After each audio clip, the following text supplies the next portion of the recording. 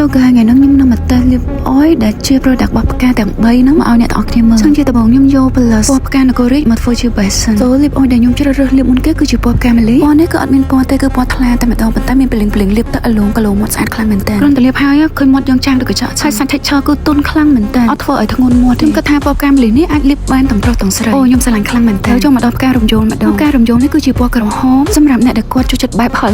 ដិតឆ្ងាញ់អាចប្រើជាមួយរំយោលបានពណ៌នេះក៏ស្អាតខ្លាំងដែរប៉ុន្តែដែលខ្ញុំចាប់អារម្មណ៍បំផុតហ្នឹងគឺជាជក់របស់ក្រែមមួយហ្នឹងហ្មងអ្នកទាំងអស់គ្នាគឺជាប្រភេទ silicone brush ទន់ងាយស្រួលហើយអត់ស៊ីសាច់ក្រែមរបស់យើងមួយវិញទៀតហ្នឹងពេលដែលលាបឲ្យអ្នកទាំងអស់គ្នាអាចជក់ចេញបានចាំដាក់ជក់នឹងចូលក្នុងក្រែមហ្នឹងគឺអត់ធ្វើឲ្យបដូរពណ៌សាច់ក្រែមរបស់យើងខ្ញុំលាបពណ៌រំយោលហើយអ្នកទាំងអស់គ្នាគិតមិនដែរស្អាតអត់ចឹងឥឡូវយើងចូលមកដល់ពណ៌ផ្កាតបៃប្រៃពណ៌នេះខ្ញុំចាប់អារម្មណ៍ខ្លាំងជាងគេមិនសិនតែ unique ខុសគេលាបឲ្យគឺប្រែពណ៌ហើយសម្រាប់ ingredient មានដូចជា vitamin E ផ្ដល់សំណើមហើយក៏រក្សាជាតិតែមួយទៀតសំខាន់គឺមាន vegan red pathogen ដែលជួយព្យាបាលបបោមាត់ដូចគ្នា sweet almond oil វិញនិង grape extract វាជួយបាត់មាត់ប្រេងជួយធ្វើឲ្យបបោមាត់មានពណ៌ស្មើគ្នាទៀតហើយសម្រាប់ពណ៌ដែលខ្ញុំលាបនេះគឺដំបូងគឺចេញពណ៌ថ្លាតែយូរទៅនឹងចេញពណ៌មួយទៀតដែលពណ៌ឈូកបែកតបៃប្រៃហើយមុននឹងដាក់លាបអុយពីលើខ្ញុំអត់បានលាបពណ៌អីដើម្បីធ្វើជាបែហេព្រោះដោយសារតែចង់ឲ្យទាំងអស់គ្នាឃើញពីពណ៌ធម្មជាតិរបស់ពណ៌តបៃប្រៃនេះហ៎ពណ៌គឺសុទ្ធតែស្អាតទាំងអស់ហ្មងតែ recommend បើបានអ្នកនរគ្នាលេងជាមួយនឹង accessory ក៏ដូចជាខេសកាន់តែស្អាតជាងនឹងទៀត